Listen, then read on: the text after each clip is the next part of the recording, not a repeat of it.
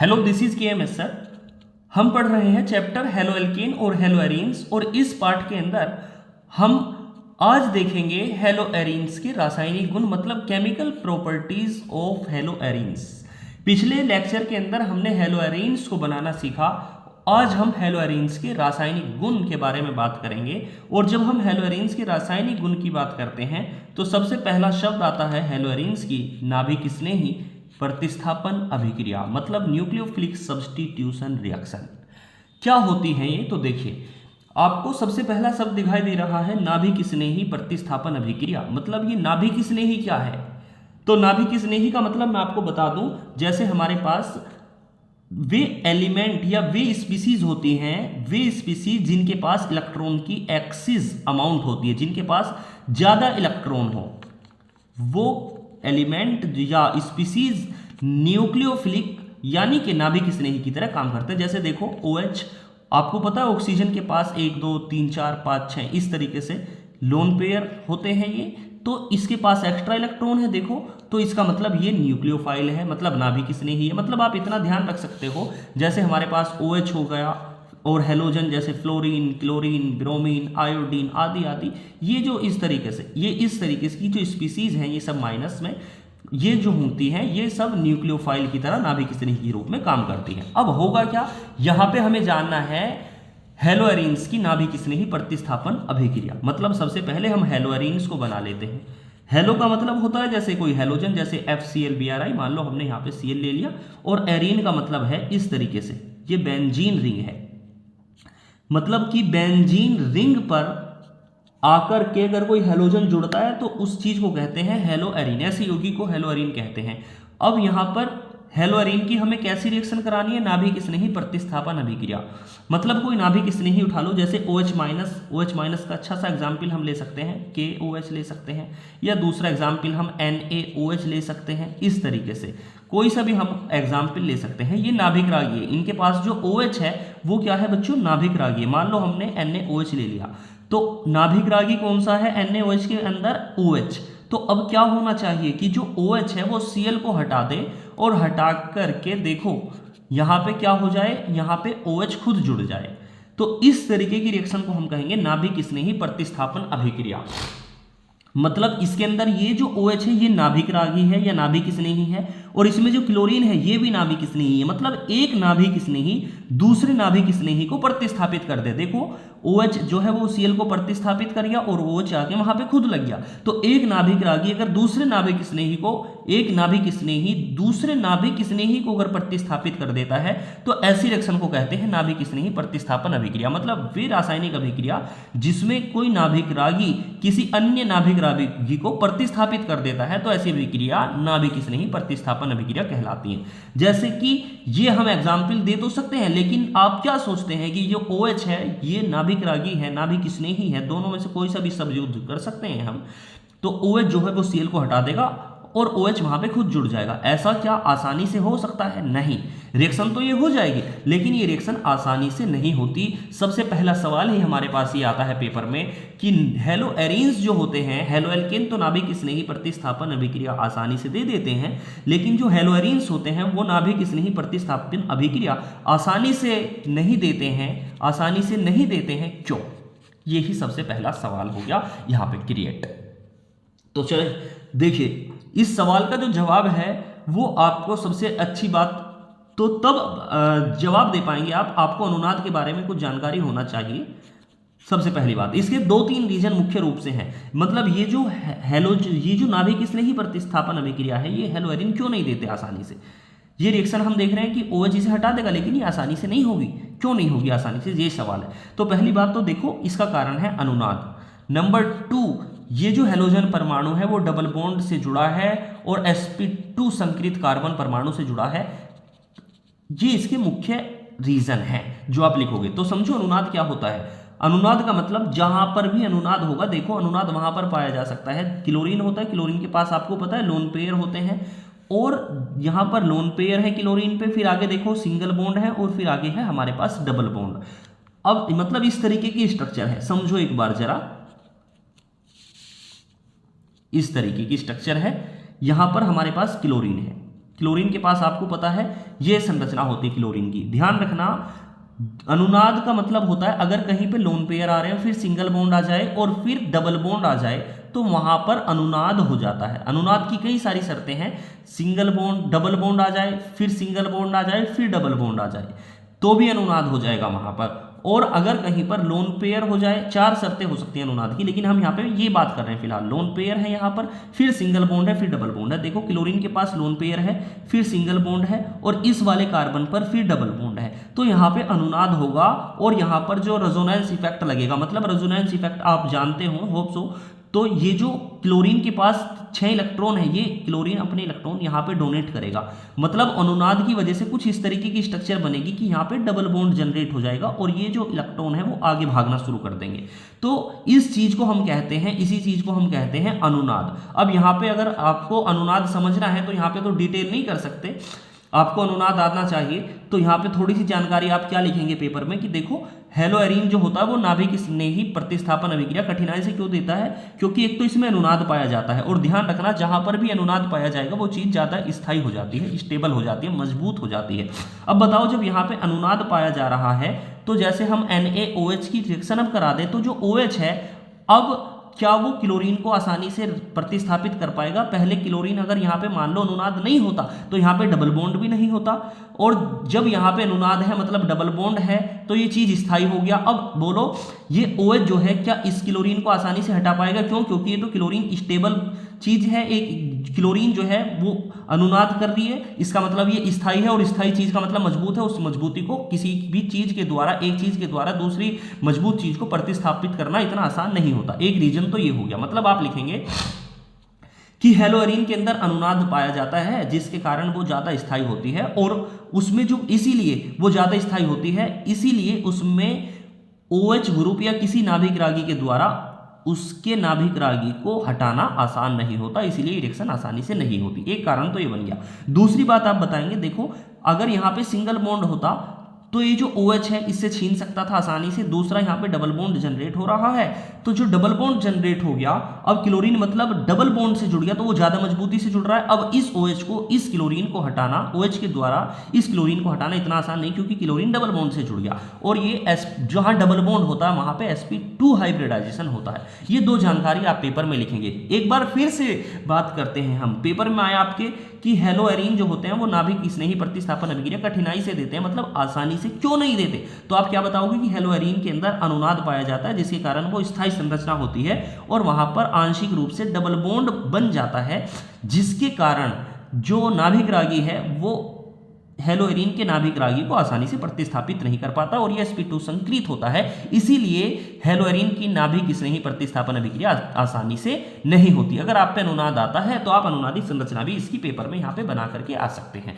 चलिए अब देखो, मतलब ये रिएक्शन नहीं हो रही तो फिर क्या ये हो ही नहीं सकती? आंसर है हो तो सकती है, लेकिन ये कठिनाई से होंगी। तो होंगी तो कैसे होंगी, चलिए हम देखते हैं कि कठिनाई से होंगी तो फिर कैसे होंगी। चलो देखो, जैसे हमारे पास है ये हेलोएरीन्स, यहाँ पे हमने Cl लिया और हम सोच रहे हैं कि भाई NaOH लो और NaOH को हम डाल दें यहाँ पे, तो क्या होगा आप कि भाई ये जो Cl है इसको प्रतिस्थापित करके हमारे पास डायरेक्ट प्रोडक्ट बन जाए। ऐसा नहीं है, मतलब ये OH जो है ये इसको डायरेक्ट तो नहीं हटा सकता, आपको पता चल गया, क्योंकि यहाँ पे अनुनाद पाया जा रहा है, ज्यादा स्थायी है, डबल बॉन्ड से जुड़ रहा है, वो इतनी आसानी से प्रतिस्थापित होगा नहीं क्लोरीन।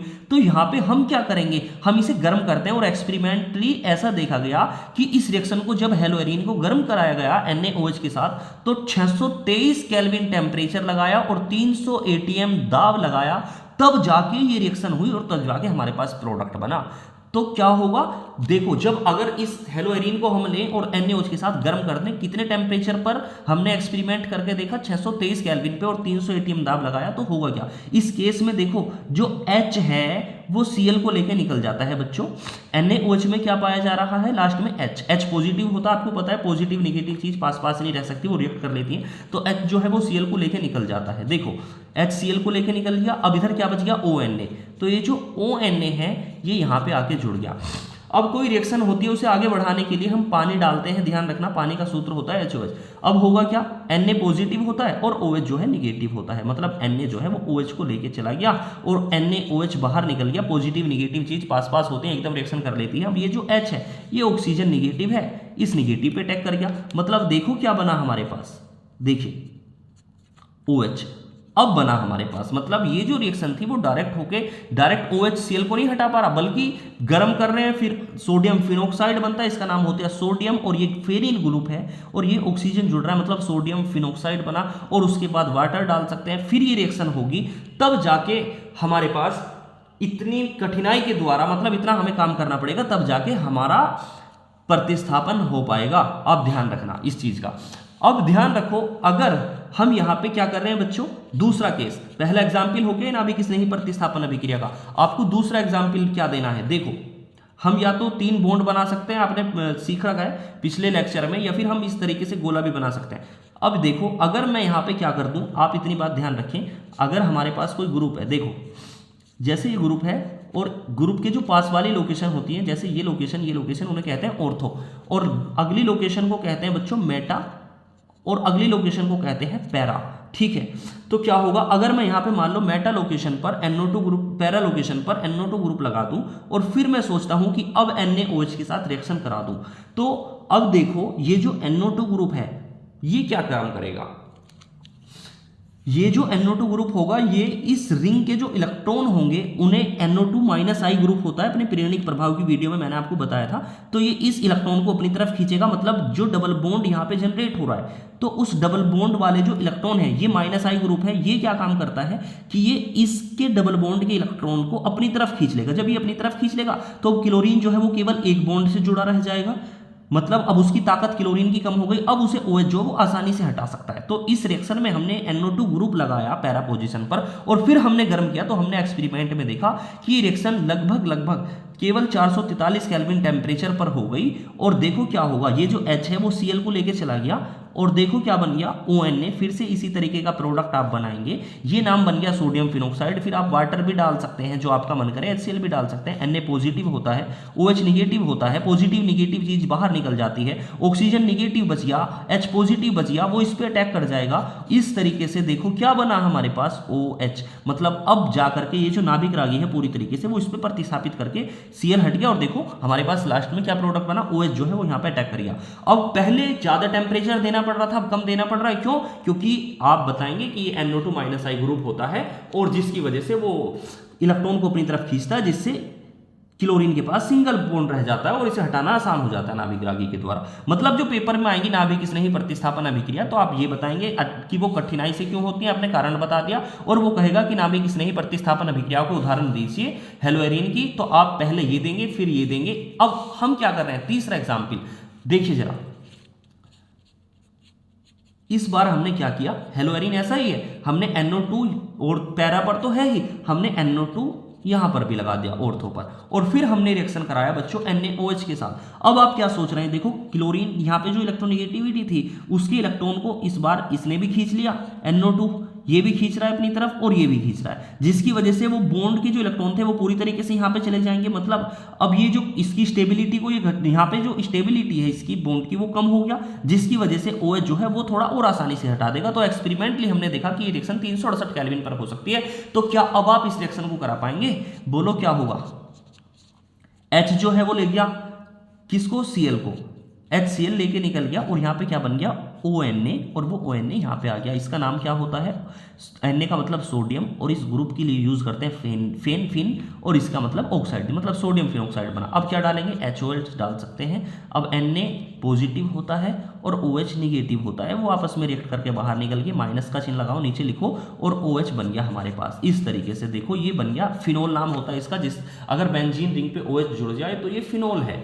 अब देखो अगर एक और रिएक्शन मैं आपको कराऊं, इस बार हमने क्या किया, Cl, और यहाँ पे हमने NO2 पर भी लगा दिया ग्रुप, NO2 पर भी लगा दिया, NO2 ऑर्थो पर भी लगा दिया, और पैरा पर भी, 3 लगा दिए। तो फिर हम देखते हैं, फिर हम रिएक्शन कराएंगे, तो हल्का सा बस गर्म करेंगे और रिएक्शन हो जाएगी, मतलब टेम्परेचर देना ही नहीं पड़ेगा। यह हल्का गर्म भी नहीं करने की आवश्यकता पड़ेगी और ये रिएक्शन आसानी से हो जाएगी। चलो, तो क्या होगा, HCl तो बाहर निकल गया बच्चों, और हमारे पास जो ONA है वो आके वहां पे जुड़ गया। मतलब कुछ इस तरीके से बनेगा। यहाँ पे सोडियम फिनॉक्साइड, फिर क्या होगा, वाटर डाल देंगे, Na पॉजिटिव OH निगेटिव, और बाहर निकल गया NaOH, और यहाँ पे बन गया फिनॉल। इस तरीके से हम रिएक्शन को करा पाएंगे। इन रिएक्शन की आप बार बार प्रैक्टिस करें। और अब आप मुझे इनका कारण बताएं एक बार।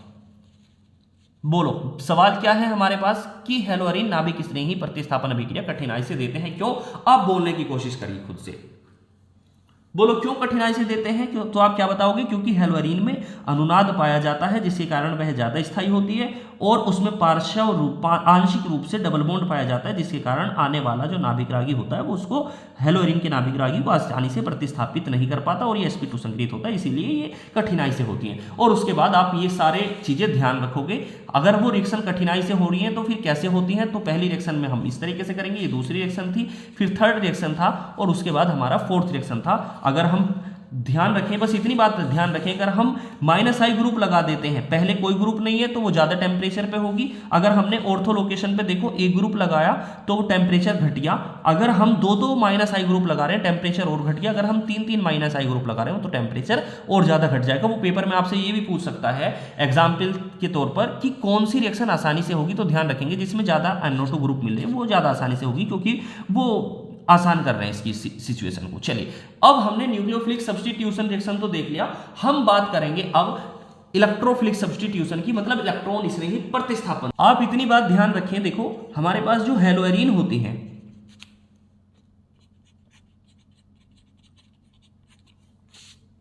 तो हेलोअरीन के अंदर मतलब इस तरीके की स्ट्रक्चर है। ये आप ध्यान रखें कि इस लोकेशन को मैंने क्या बताया था, ग्रुप से अगली लोकेशन होती है ऑर्थो, उसके अगली लोकेशन होती है मेटा, और उसकी अगली लोकेशन होती है पैरा।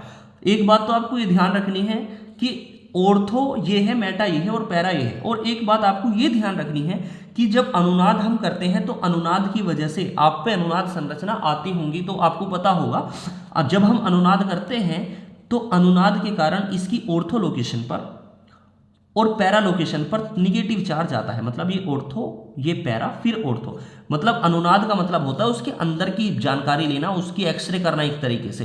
तो क्या होता है अनुनाद में कि ऑर्थो लोकेशन पर, और फिर ये पैरा लोकेशन, और ये ऑर्थो लोकेशन। आपको पता है ग्रुप की अगली लोकेशन कौन सी होती है, ऑर्थो। ये कौन सी है, मेटा, और ये कौन सी है, पैरा। तो जो हेलोअरीन है उसमें ऑर्थो और पैरा लोकेशन पे माइनस चार्ज रहता है, ये आप ध्यान रखना। आगे चले, अब हम देखेंगे इलेक्ट्रॉन रागी प्रतिस्थापन अभिक्रिया।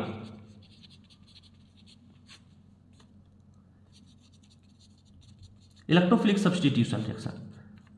देखिए, इलेक्ट्रोफिलिक में क्या होगा कि इलेक्ट्रोफाइल आएगा। न्यूक्लियोफिलिक नाभिक रागी में क्या होता था कि वो चीज आकर के हटाती थी। नाभिक रागी में कौन क्या होता था कि जैसे OH-, Cl-, मतलब जिन पे इलेक्ट्रॉन की ज्यादा मात्रा होती है वो कहलाते हैं नाभिक रागी, और नाभिक रागी कहलाते हैं। इलेक्ट्रॉन रागी का मतलब होता है जिन पे इलेक्ट्रॉन की कमी होती है, जैसे CH3+, ये हो गया। जैसे हमारे पास H2SO4 लिख रहा है, तो H2SO4 को अगर हम तोड़ के लिखें तो कुछ इस तरीके से बनता है SO3H और OH। तो ये जो है पॉजिटिव, ये वाला पॉजिटिव पार्ट है, मतलब ये इलेक्ट्रोफाइल के रूप में काम करता है इस तरीके से।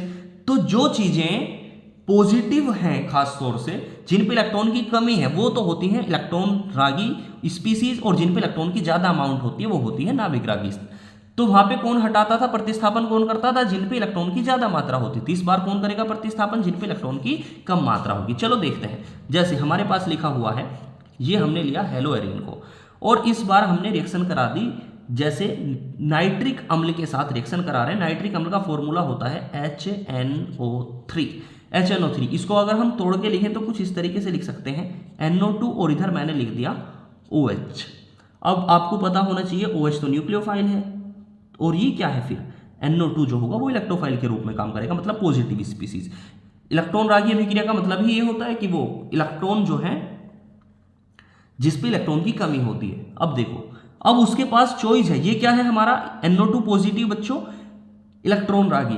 तो इलेक्ट्रॉन रागी जो है वो कहां पे अटैक करेगा, देखो बेंजीन रिंग है, इसमें 1 2 3 4 5 6 हर जॉइंट पर कार्बन है और हाइड्रोजन है। मतलब अगर हम स्ट्रक्चर को देखो तो यहाँ पे भी CH, यहाँ पर भी CH, यहाँ पर भी CH, यहाँ पर भी CH, यहाँ पर भी CH मौजूद है। अगर हम स्ट्रक्चर को देखें तो अब वो जो इलेक्ट्रॉन रागी है मतलब NO2+, वो आएगा और आकर के कौन सी जगह पर जुड़ेगा, यहां पर जुड़ेगा, इसके हाइड्रोजन को हटा के जुड़ेगा, इसके हाइड्रोजन को हटाएगा, इस हाइड्रोजन को हटाएगा या इस हाइड्रोजन को हटाएगा।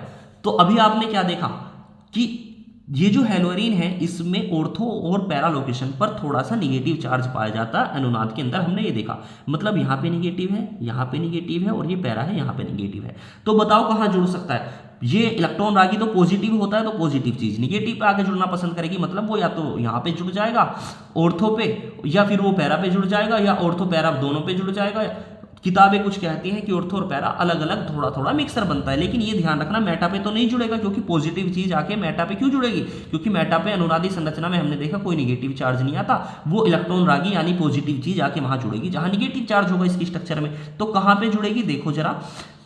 अब ये इलेक्ट्रॉन रागी जो है NO2 वो ऑर्थो के एक हाइड्रोजन को हटाएगा और खुद जुड़ जाएगा उसकी जगह पे। मतलब यहाँ पे क्या होगा, यहाँ पे NO2 आके जुड़ गया और वहां से H को जो हटाया वो H इस OH को लेके पानी के रूप में बाहर निकल गया इस तरीके से। अब वो या तो इस H को भी हटा सकता है, मैंने बताया कि वो तो ऑर्थो को हटाएगा या पैरा को। अगर वो पैरा को हटा दे तो देखो क्या प्रोडक्ट बन सकता है हमारे पास, देखिए फिर ये बनेगा Cl और इस बार वो अगर यहाँ पे जुड़ गया मतलब NO2 इस तरीके से, तो या तो ऑर्थो पे जुड़ेगा या पैरा पे जुड़ेगा इस तरीके से। ये ऑर्थो या नाइट्रो ग्रुप जो होता है वो ऑर्थो या पैरा लोकेशन पर प्रवेश कर जाता है। कुछ किताबें कहती है तो दोनों का मिश्रण प्राप्त होता है ऑर्थो और पैरा का, तो आप यही बताएंगे।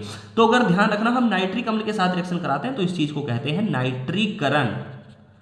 पेपर में आएगा इलेक्ट्रॉन रागी प्रतिस्थापन अभिक्रिया में नाइट्रीकरण से आप क्या समझेंगे, तो नाइट्रीकरण के बारे में क्या बताएंगे कि जब हेलोएरिन की क्रिया नाइट्रिक अम्ल के साथ कराई जाती है तो नाइट्रिक अम्ल में NO2 ग्रुप इलेक्ट्रॉन रागी होता है और वो या तो ऑर्थो लोकेशन पे आके जुड़ जाता है या पैरा लोकेशन पे आके जुड़ जाता है। फिर एग्जांपल देकर के आप आ जाएंगे। इस रिएक्शन से मान लेते हैं आप कम समझ में आप आए हैं बातें आपको, चलिए अगली रिएक्शन आपको देते हैं और आप क्लियर तरीके से कर पाएंगे। जैसे एग्जाम्पल लीजिए, ये क्लोरीनी नाइट्रीकरण हो गया। अब बात करते हैं हम सल्फोनीकरण की।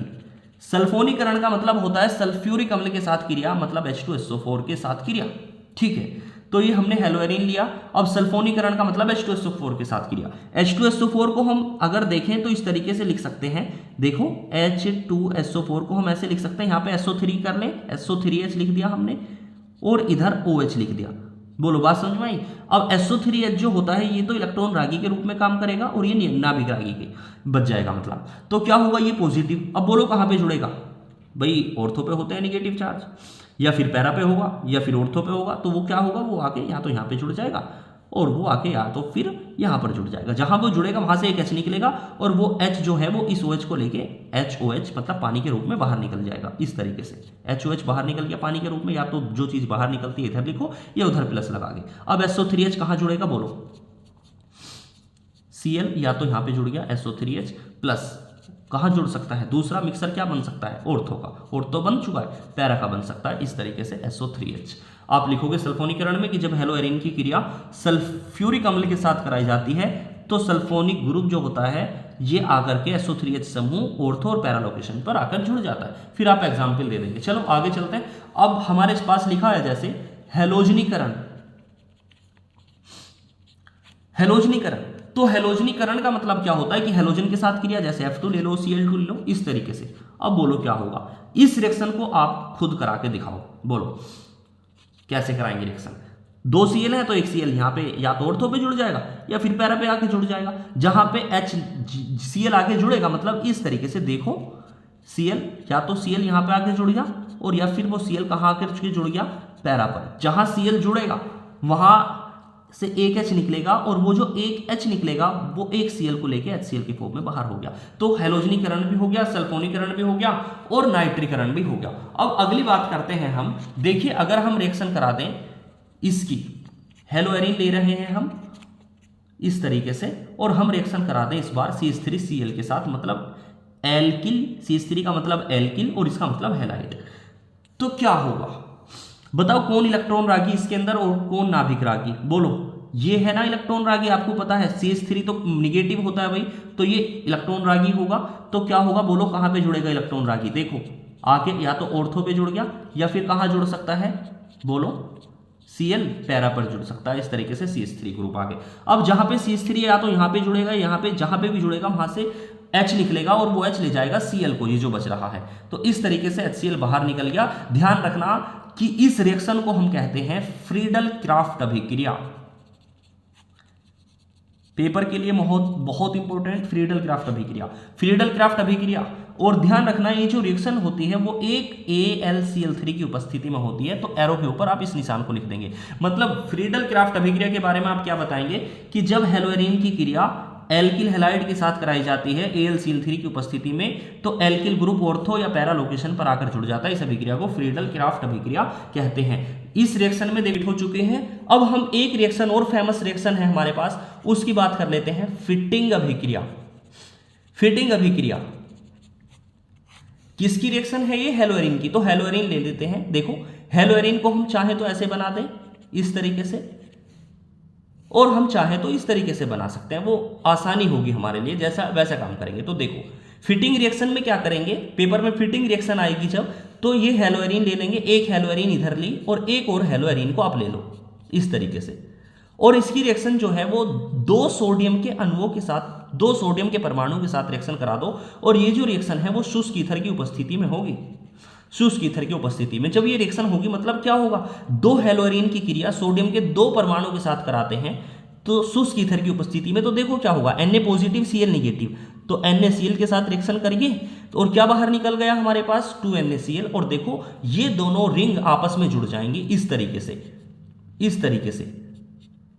तो दोनों फेनिल ग्रुप है, तो हम कहेंगे कि बाइफिनाइल बनता है, बाइफिनाइल बनता है। तो इस अभिक्रिया को हम कहेंगे फिटिंग अभिक्रिया। मतलब फिटिंग अभिक्रिया अगर पेपर में आएगी तो आप क्या लिखोगे, बोलो, जब हेलोएरिन की क्रिया, 2 हेलोएरिन की क्रिया सोडियम 2 सोडियम के साथ शुष्क ईथर की उपस्थिति में कराते हैं तो बाइफिनाइल बनता है। इस अभिक्रिया को फिटिंग अभिक्रिया कहते हैं। इसी के साथ हमारी ये चैप्टर जो है इसकी रिएक्शंस पूरी हो गई। इस चैप्टर में कुछ नोट पॉइंट आपको अभी नोट करने हैं और ये भी चैप्टर खत्म हो जाएगा। देखो नोट पॉइंट के अंदर आपको ध्यान रखना है, वो पेपर में आपसे कुछ चीजें पूछ सकता है।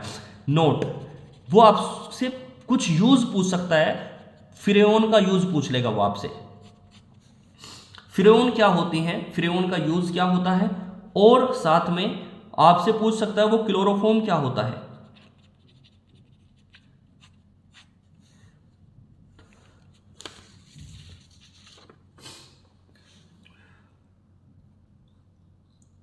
के उपयोग, इनके ऊपर भी 1 नंबर का सवाल हो सकता है पूछा जाए। और इनमें सबसे पहली हेडिंग है हमारे पास डाइक्लोरोमेथेन। डाइक्लोरोमेथेन ये क्या चीज होती है? मेथेन का मतलब होता है एक कार्बन, मेथ का मतलब होता है एक कार्बन, कार्बन की 4 वैलेंसी होती है बच्चों। डाइक्लोरो का मतलब 2 क्लोरो, 1 क्लोरो, 1 क्लोरो, और बाकी जो वैलेंसी होती है उन पे हाइड्रोजन लगा देते हैं। तो ये तो डाइक्लोरोमेथेन का सूत्र हुआ। वो कहेगा डाइक्लोरोमेथेन के उपयोग बताओ क्या होती है, तो आप बताएंगे डाइक्लोरोमेथेन का सूत्र तो हो गया CH2, देखो ये संरचना है C और 2 हाइड्रोजन CH2Cl2, ये तो सूत्र हो गया CH2Cl2 डाइक्लोरोमेथेन का। और इसके जो उपयोग अगर वो आए तो आप इसके उपयोग बताओगे कि इसका उपयोग पेंट में, वर्निश में किया जाता है, पेंट और वर्निश में इसका यूज किया जाता है। और आप बताएंगे कि इसके अगर व्यक्ति संपर्क में आ जाता है तो संपर्क में आने के बाद उसको चक्कर आने लगते हैं, घबराहट होने लगती है, सुनने की क्षमता कम होने लगती है। ये बात आप बताएंगे। डाइक्लोरोमेथेन पे अगर जानकारी आएगी, डाइक्लोरोमेथेन से आप क्या समझते हैं, तो आप बताएंगे इसका जो सूत्र होता है वो CH2Cl2 होता है, ये संरचना हो गया। और इसका उपयोग पेंट के रूप में या वर्निश के रूप में किया जाता है। और इसके संपर्क में ज्यादा आने पर चक्कर आने लगते हैं, घबराहट होने लगती है, सुनने की क्षमता कम होने लगती है। एक शब्द आपको ध्यान रखना है, क्लोरोफॉर्म। वो पूछ लेगा क्लोरोफॉर्म क्या होता है, क्लोरोफॉर्म। तो क्लोरोफॉर्म का जो एक और नाम होता है ट्राइक्लोरोमेथेन। क्लोरोफॉर्म का सामान्य नाम क्या होता है, ट्राइक्लोरोमेथेन। मेथ का मतलब होता है एक कार्बन। अब देखो कार्बन की वैलेंसी 4 होती है। ट्राइक्लोरो का मतलब 3 क्लोरो लगा दो, 1 2 3, और बाकी वैलेंसी पे H लगा दो। मतलब सूत्र क्या हो जाएगा, देखो एक कार्बन, एक हाइड्रोजन CH और 3 क्लोरीन CHCl3। ये तो क्लोरोफॉर्म का सूत्र हो गया। आप ध्यान रखेंगे कि क्लोरोफॉर्म का जो इस्तेमाल है वो बेहोश करने में किया जाता है, बेहोशी में इसका इस्तेमाल किया जाता है, लेकिन अब इसके स्थान पर और पदार्थ का भी इस्तेमाल होने लगा है। अब ध्यान रखें आप, एक सवाल ये भी बन सकता है पेपर में कि क्लोरोफॉर्म को हम रंगीन बोतल में क्यों रखते हैं। भाई क्लोरोफॉर्म को रंगीन बोतल में रखा जाता है क्यों, तो आप बताएंगे, ध्यान रखें कि क्लोरोफॉर्म है हमारे पास, उसको रंगीन बोतल में इसलिए रखा जाता है कि अगर उसके ऊपर सूरज का प्रकाश पड़ जाता है तो सूरज का प्रकाश पड़ने के बाद जो उसके अंदर क्लोरोफॉर्म होता है वो अपघटित हो जाता है, और अपघटित होने के बाद वो फास्जीन गैस बना लेता है जो कि एक विषैली गैस होती है, और फास्जीन का सूत्र COCl2 होता है। ये बात भी आप नोट कर लेंगे। और एक शब्द आप ध्यान रखेंगे कि हमारे पास आता है एक शब्द आयोडोफॉर्म। आयोडोफॉर्म, जैसे क्लोरोफॉर्म का सूत्र CHCl3 होता है, उसी तरीके से आयोडोफॉर्म का सूत्र CHI3 होता है। आयोडोफॉर्म के बारे में आप बताएंगे कि इसका यूज पूर्तिरोधी के रूप में किया जाता है, लेकिन अब इसके स्थान पर अन्य पदार्थों को प्रयुक्त किया जाने लगा है। एक शब्द इसी तरीके से हमारे पास आता है, ये सारी चीजें नोट्स कर में बनाएंगे, कार्बन टेट्राक्लोराइड। वो यूज पूछ लेगा एक एक, कार्बन टेट्राक्लोराइड। तो कार्बन टेट्राक्लोराइड का सूत्र बताइए क्या होता है। कार्बन का मतलब हो गया C, और टेट्रा का क्लोराइड का मतलब 4 क्लोरीन, मतलब CCl4। इस तरीके से आप बना देंगे Cl Cl Cl Cl, ये बना कार्बन टेट्राक्लोराइड। इसका जो इस्तेमाल होता है वो कपड़ों से दाग धब्बे हटाने में किया जाता है, और अग्निशामक यंत्रों में इसका इस्तेमाल किया जाता है। ये चीज आप बता देंगे। एक शब्द और आता है DDT। DDT ये क्या होती है DDT, इसके बारे में भी थोड़ी सी जानकारी आप नोट कर लेंगे अपनी कॉपी के अंदर। DDT का जो फुल फॉर्म होता है वो होता है डाइफेनिल ट्राइक्लोरो मेथेन। ये DDT का फुल फॉर्म होता है। और DDT का इस्तेमाल क्या होता है, DDT का यूज होता है कीटनाशक के रूप में, कीटों को मारने में कीटनाशक के रूप में इसका इस्तेमाल किया जाता है। इस तरीके से हमारा ये चैप्टर कंप्लीट हो जाता है, और नेक्स्ट चैप्टर हम एल्डिहाइड, कीटोन और कार्बोक्सिलिक एसिड पढ़ेंगे।